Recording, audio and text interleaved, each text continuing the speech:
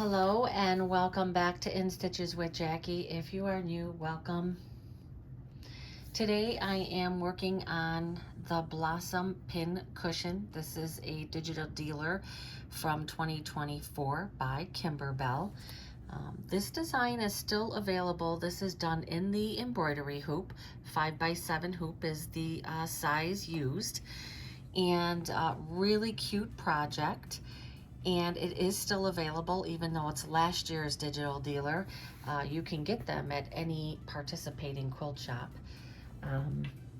This is the one that I made last year. I did customize mine. I took this into my IQ designer. I did a fancy fill and then I added my initial and all went well. It is filled with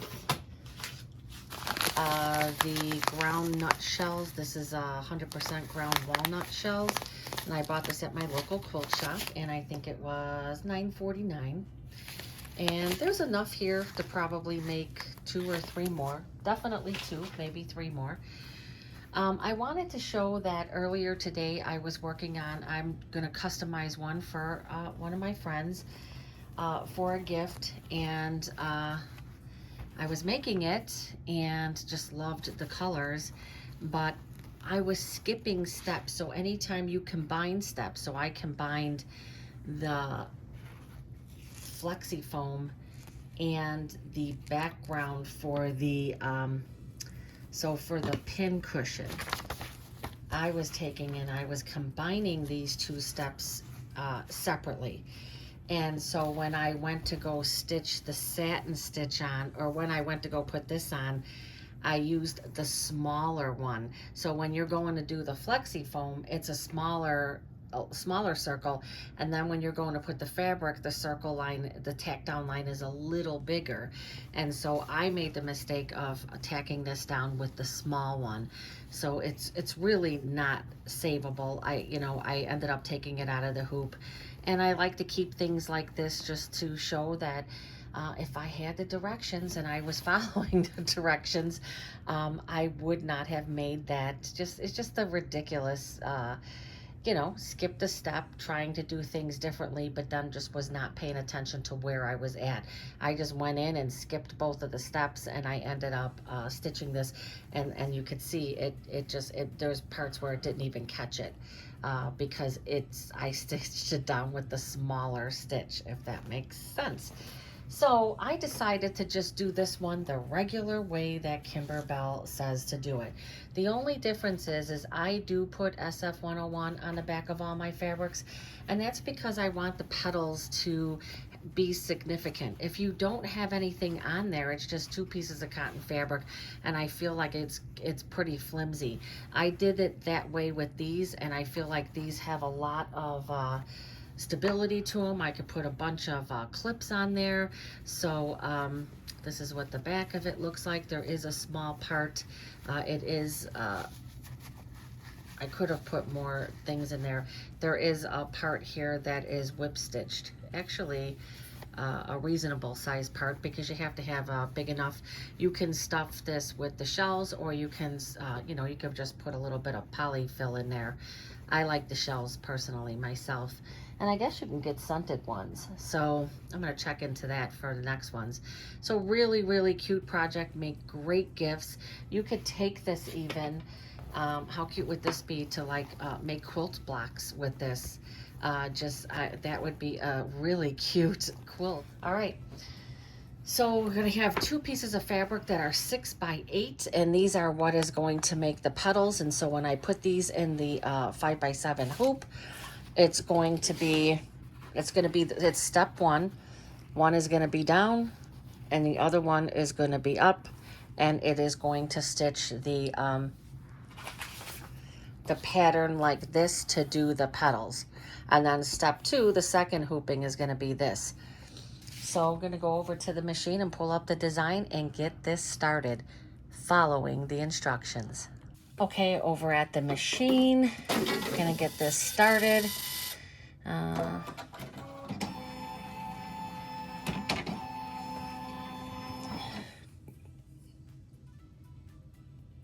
Okay, embroidery.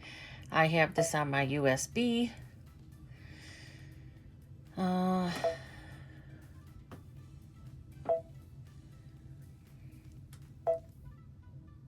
and the first step is going to be this one, and that is what is going to stitch the petals. So it is going to start with a placement line first. Right now I have a dark thread and I'm going to take that one out. Okay, I just put a basic green in. Oh, finish editing the pattern. Oh, I didn't set it. Okay, now I can go. It's going to stitch a placement line for the fabric.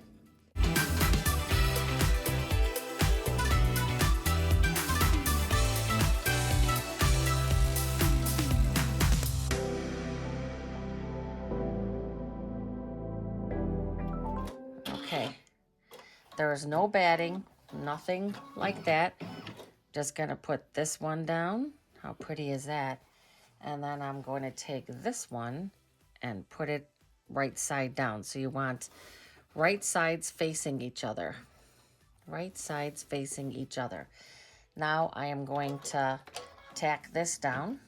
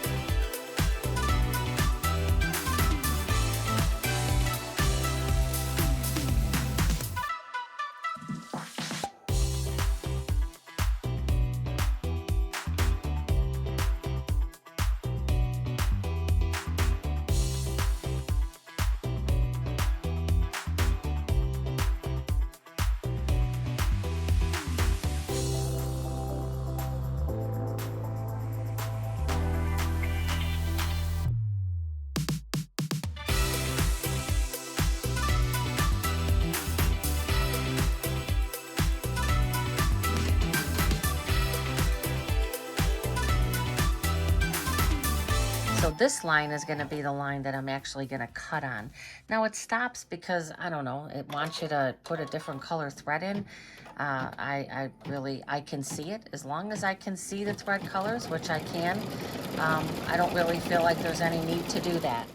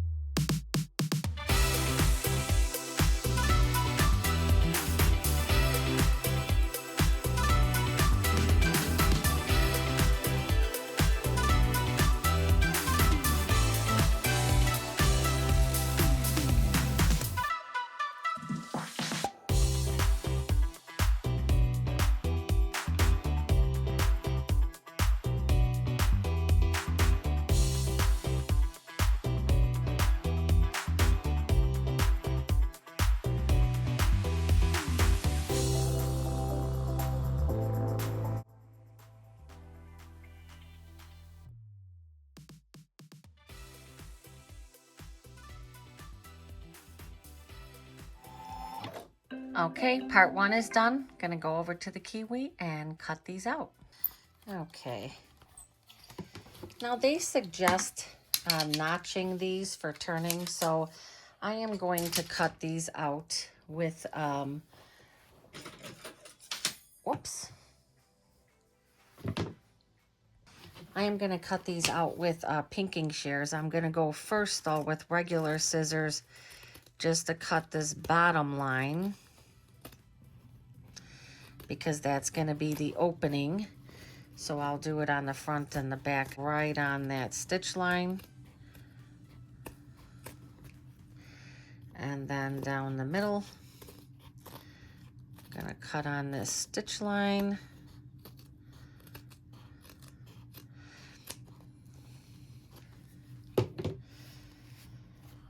Now these can be a little tedious to cut out, so you know, definitely something that you could do.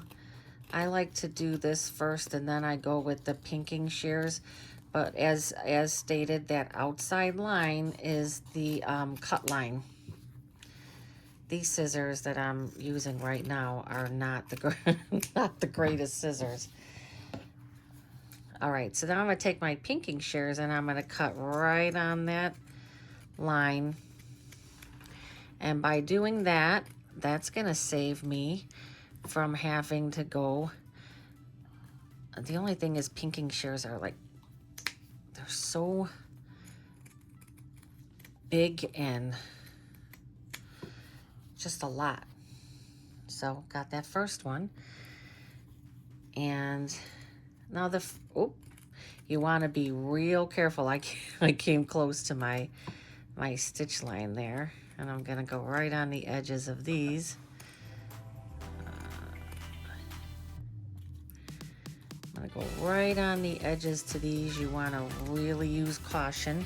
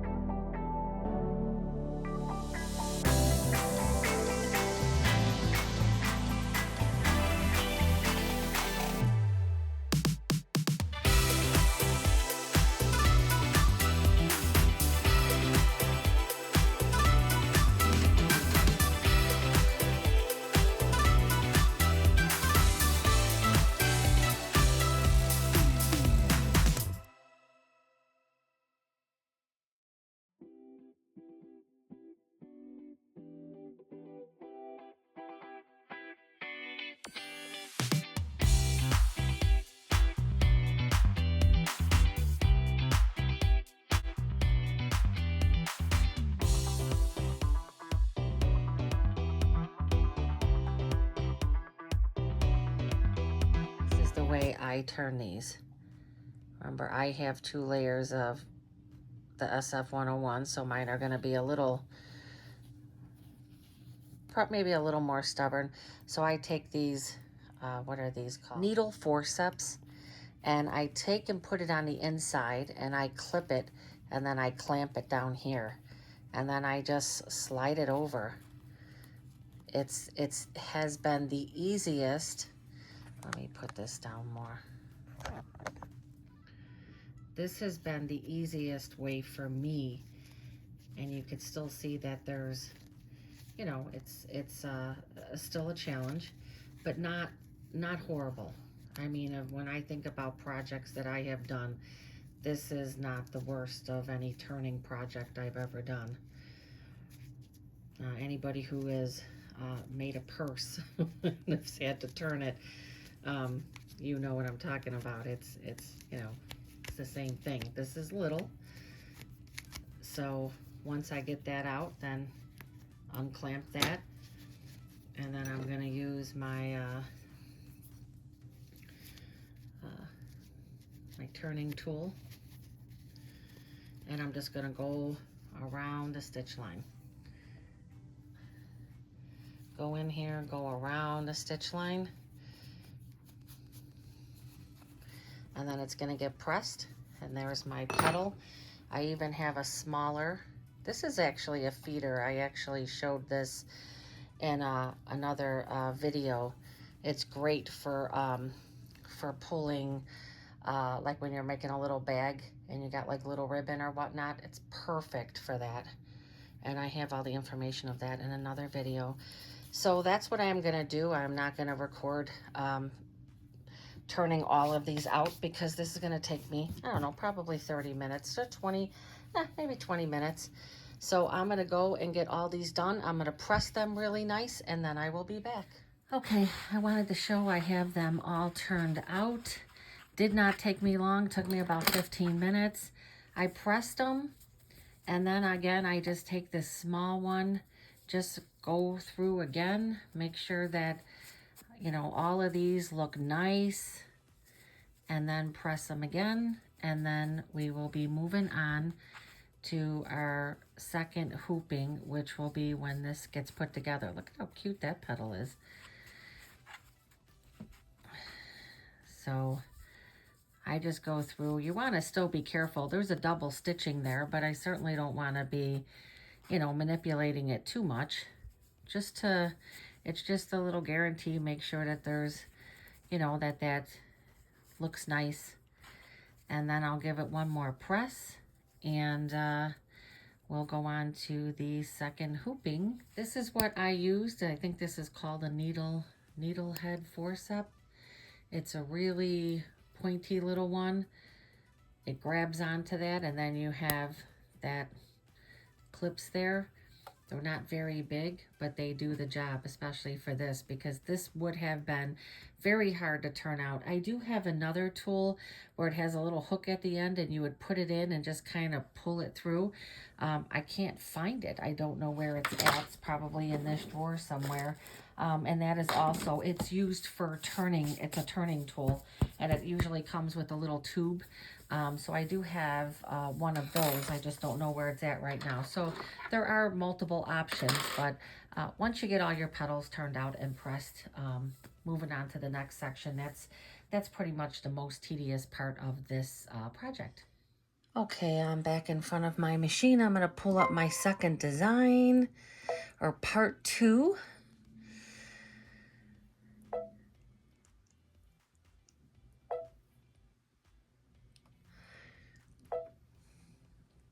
Part 2 is right here. It again is the 5x7 hoop.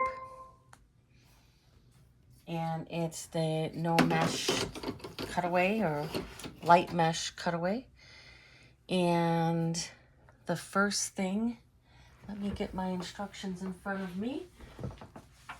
Don't want to make another mistake, right? So it's the light mesh cutaway. And I am going to load the design and then stitch the pin cushion placement line. So that's going to stitch. After that stitches, I'm going to place the first pin cushion fabric right side up. It'll be this very pretty fabric. I've had this fabric for I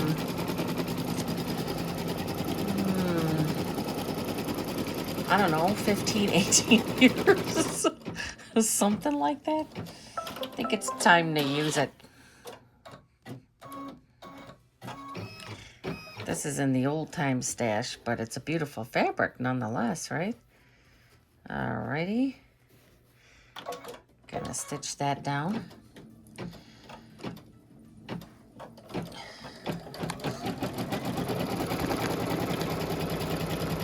You're not gonna be able to see this. This is just kind of like a, I don't know, what is that called? An octagon.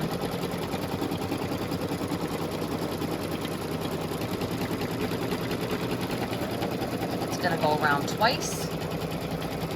And you can't really see it because the color of the thread matches.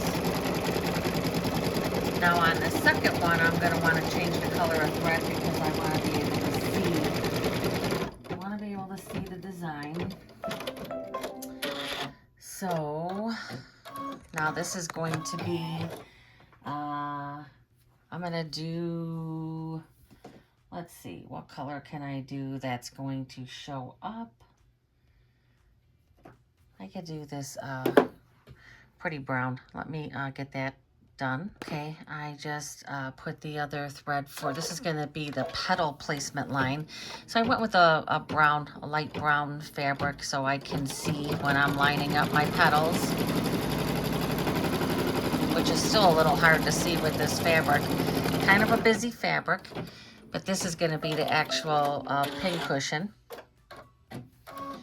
Okay, and so after doing that, now I am going to take this to the my little kiwi so we can put the petals in place. I just wanted to show this that says right side up, alternating the colors with straight edges aligned exactly on the placement line. So just showing that that's, because I can see when it stitches it about a ½ an inch higher. So that's why the whole petal was being eaten up. And I don't know why I didn't notice that the first time, because I think I did it the same way the first time. So I'm just going to get these realigned, taped, and then I will bring you back where I originally was. I just wanted to show when you do it the right way also, these are spread out much better. Okay, I have it back lined up, and we're going to stitch. I already went back, and it's going to stitch that double stitch again. And as I said, you can see it goes about a ½ an inch, maybe like a generous ¼ inch. Even though you have it taped, good suggestion would be to still hold on to these petals.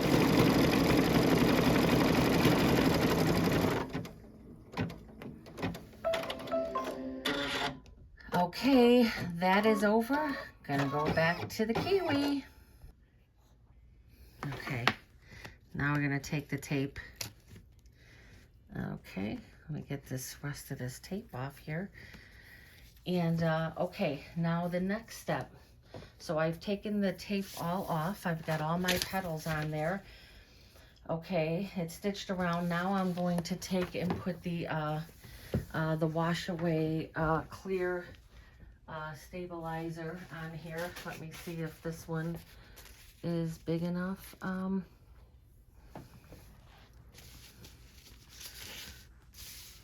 think this is good. Let me cut a piece of this and I can stitch this down.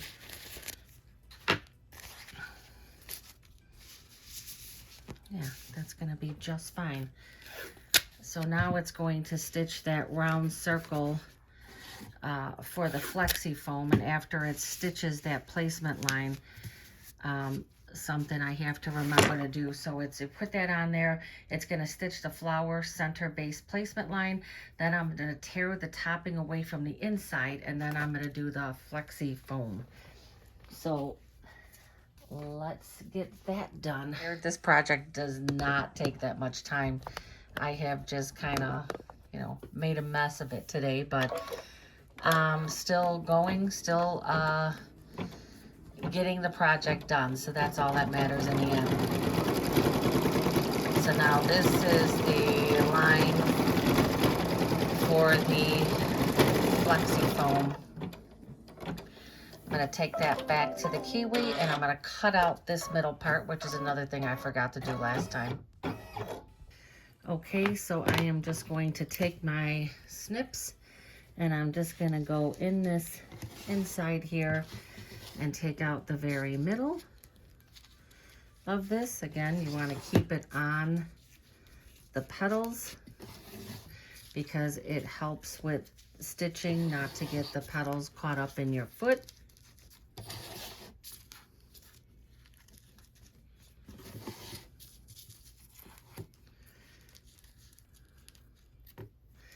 All right, so got that off.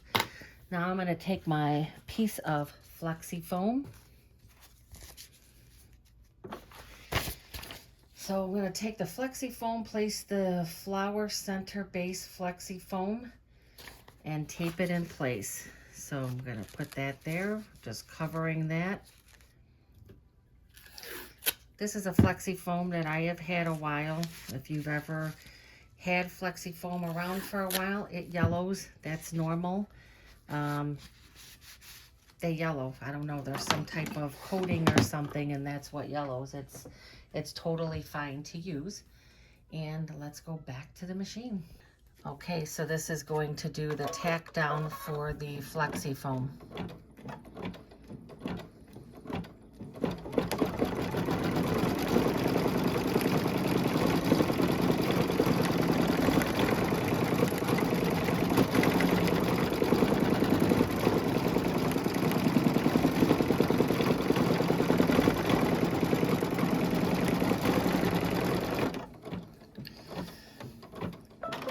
Okay, gonna go back to the kiwi.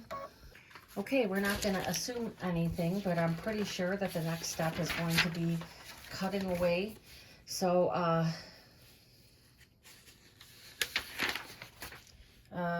place the flower center base flexi foam cover tape in the corners. Stitch the flower center base tack down line, remove the tape and trim the foam close to the stitch line. Then we're going to stitch another flower placement line, and that's what I should have skipped to with my last project. I should have skipped these two because this is a smaller, and then this one gets much wider, and so I would have had no problem with it all matching for the satin stitch. But lesson learned on that one. We're gonna still keep the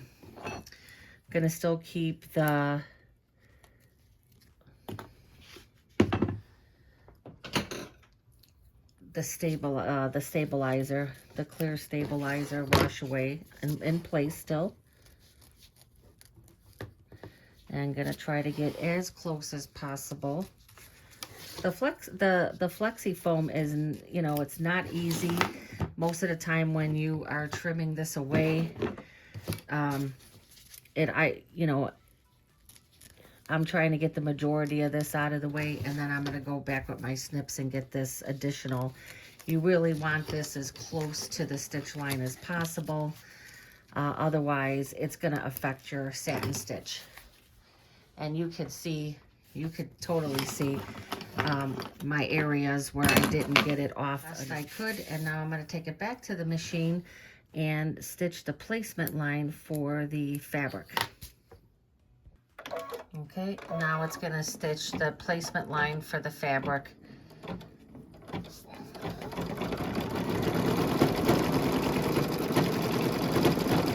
That's the whole reason why you still want that stabilizer on there, because that could get caught in between those petals.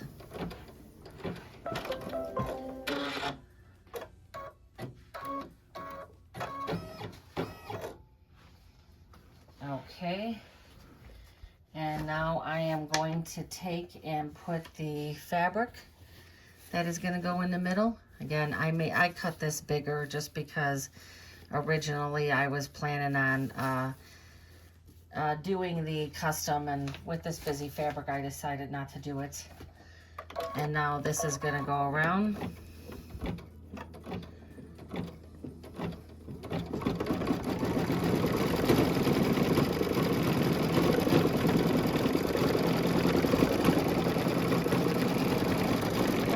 Twice.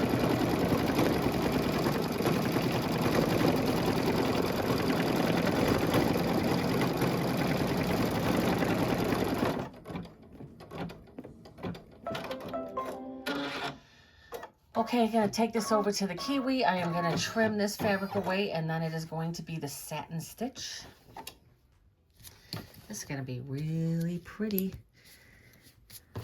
Okay, there's just a few little areas to clean up. I think that looks good. And I'm gonna take it over and get this satin stitch done. Okay, I'm leaving the green fabric in, the green thread in. It's really cute.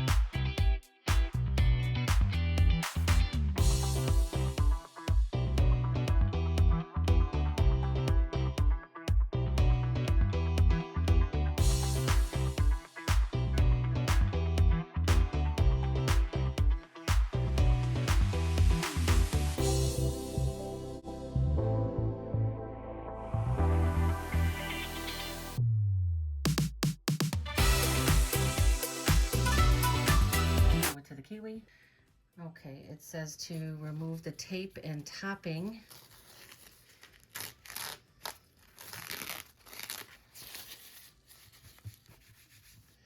It's really pretty.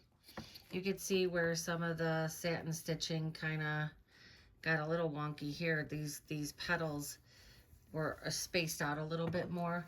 So my suggestion would be then to, I think the same thing, this seemed to not be as bad on this one, because you could see these petals are spaced, and it didn't look, you know, it looked like it stitched it a little better. So it's still fine. I mean, it's still very cute, but you probably could put the, you know, petals just a little bit closer together. Okay, so now what it says to do is they're gonna take and tape all these petals to the middle. So there we go. We got our big pile of petals in the middle. And now I am going to take my back fabric of the pin cushion. So you take and you fold all the petals to the center, tape them in place, place the remaining pin cushion fabric right side down, completely covering the project, and tape that in place, and then you're going to stitch the very last line. This is going to be the last stitch, I believe. Let me see. Stitch the final outline. Note the stitch will leave an opening. We're going to go to the machine and stitch the last tack down line. I am definitely going to raise my I still have my foot raised, because this is pretty thick.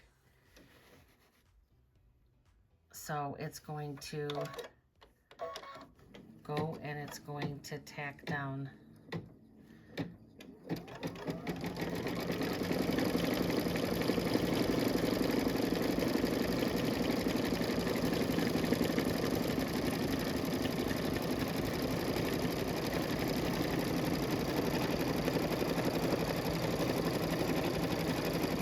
Just trying to, you want to keep your finger away from there, because I've already had that head off my finger once.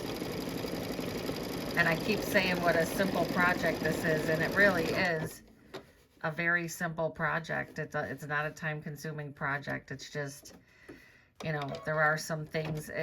This is a project to where if you're not reading the instructions, as I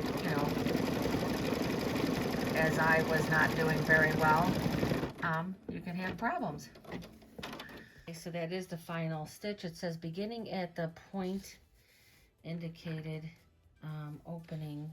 I'm gonna have to iron that, it looks like, but it wants you to fold this. Let me take the tape off.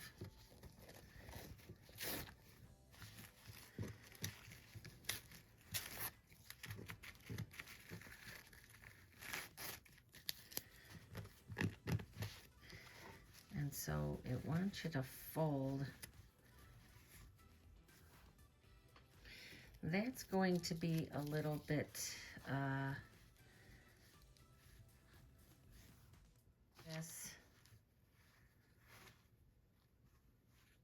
within like 1/8 of an inch. So at the beginning of the point indicated by the arrow, the point by the arrow, that's right here, fold the fabric wrong sides together until the edge of the fabric is 1/8 of an inch from the tack down line.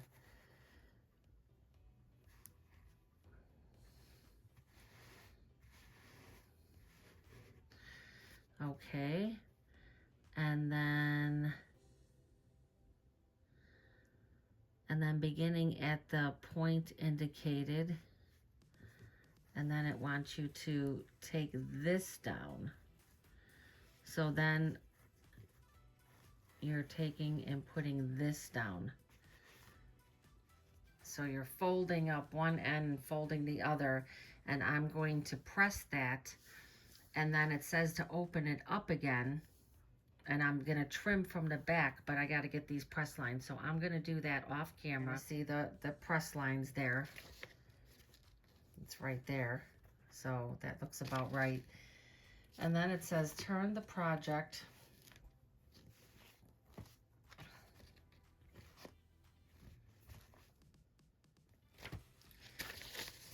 to the back and cut on the cut line, all the way cutting on that line. So that's that line right there.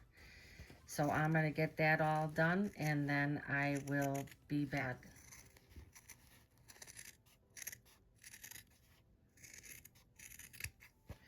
There we go. So it was just leaving a little extra in through here because that's what's going to be tucked under. Right, now I am going to turn it inside out, and I will be right back. I figured I would show this part. It's actually not that hard to turn inside out. I mean, there's some manipulating of this here, but once you get all the tape off of all these petals,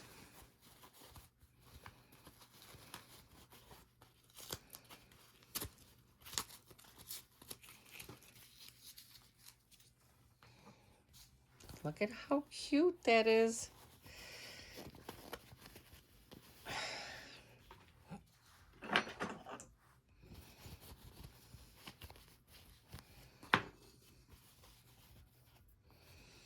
So basically, I don't know. I feel like they made it a little more complicated. I think I left a little too much here. And I'm going to cut a little bit of that off. It says 1/8 of an inch. You just want to make sure that you have enough to fold in together. Actually, one of these sides is like this one right here. I will probably stitch a bit of this one first. That's going to be hand stitched. And then you pour in your stuff there, and I will press that under and get that pressed under, and then that will be all finished. So I'm going to take and press this all really nice, and I'm going to put what I like to do for things like this. I'm going to press this very nicely, and I am going to take some clips and clip it on there so that it's nice, so that tomorrow I will show just pouring in the crushed shells, and I'll get this stitched up, and this will be complete. But it's really cute, and yeah, definitely will make more.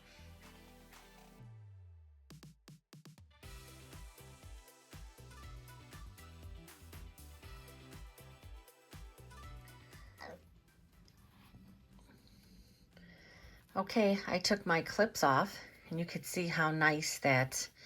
I'm still having a little bit of a puckering issue here in place, and I'm using this rounded needle. For me, I just feel like it's easier to use, and you know, I could be wrong on that, but I could be wrong on that. I'm gonna get a couple of these.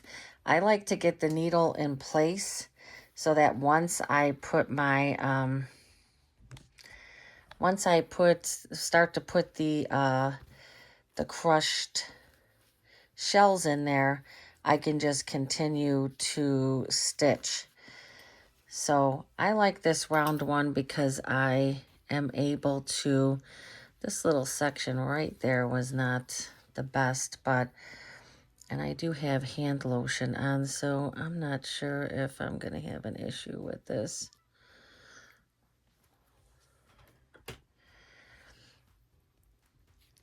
I have stated many times before, I am definitely not a hand stitcher. I have very little patience for it. I do it when I absolutely need to, and there may be a better way to stitch this, but this is what I'm doing, just a basic whip stitch. I know there are ways, and I'm trying to do that on here. There are ways to kind of hide that a little better by going in there a certain way, but just showing these first couple stitches. Yeah, they're not the cleanest, but it's not going to look horrible, right? And it doesn't matter because once you're using it as a a pin cushion. You're not even looking at this. So, okay, so I got that started. It was a pretty generous opening, which I like. You could, I mean, that's how much it leaves it open, so it's not like you could change that.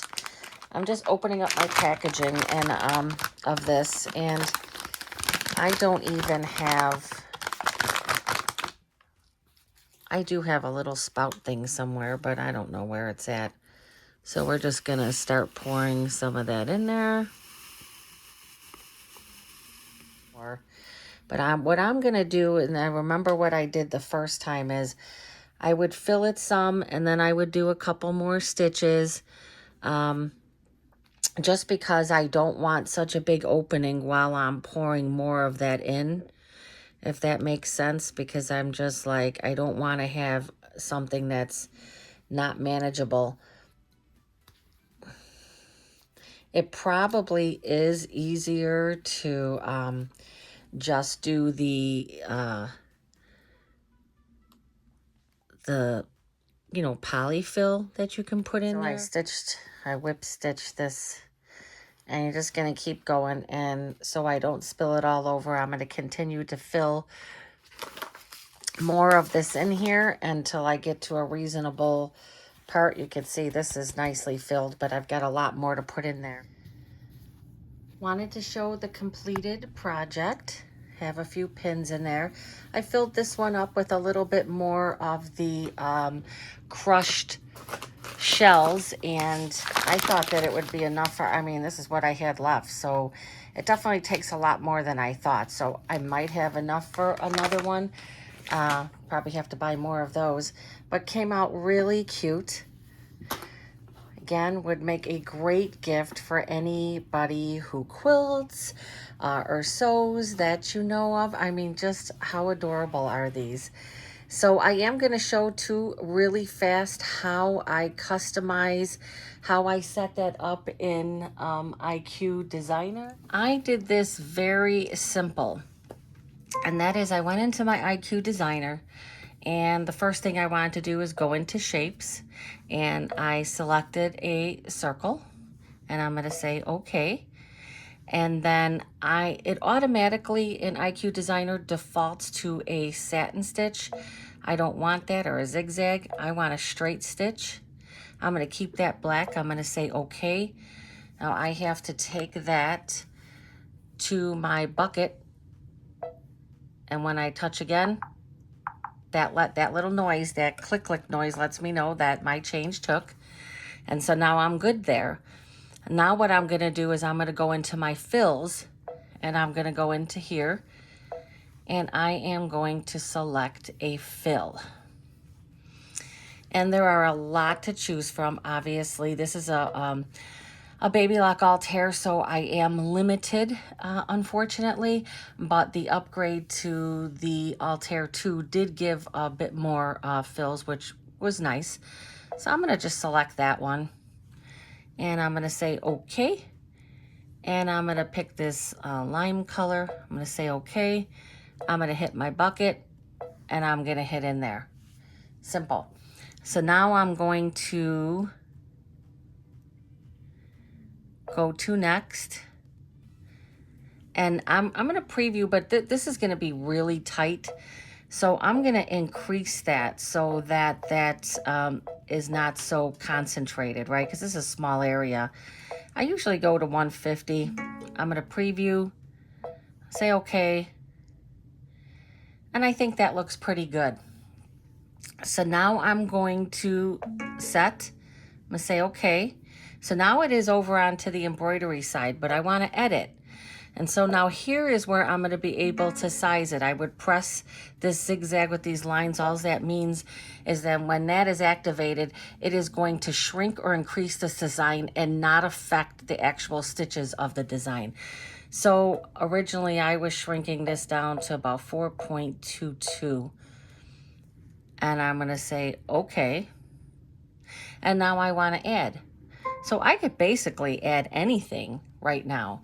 But I was adding just a plain letter. If you wanted to go to one of these, it would be way too big.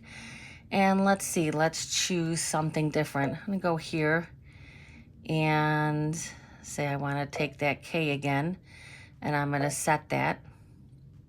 So now I have to edit. It's still selected.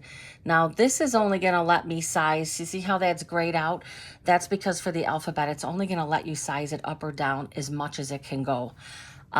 So that's the new feature in the newer machines where they can increase it to the size of their screen. But so I'm going to increase because I want that K as big as I can have it. And I would say okay. And then I would go into embroidery. And there you go. It's as simple as that. I can go into memory and I can save that. So this way I have it if I want to pull it up at another time, you know, just if I wanted to go to designs. I think that there are, let me see, Celebrate. I think this is the one that has the little bunny. Now these are all like way too big to put in there. But again, this would be an option. So if you were creating a shape and you wanted to pull one of these in with the background quilting, you could do it that simple. You know, something like this is really cute to put in the background. You can add things to it.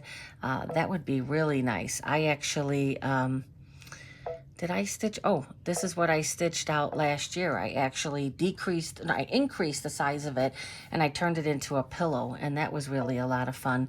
So it's nice to be able to take what we have in our machines and be creative with it. So that is how I created that. I hope you enjoyed the video. Please like and subscribe, and please come back. Thank you.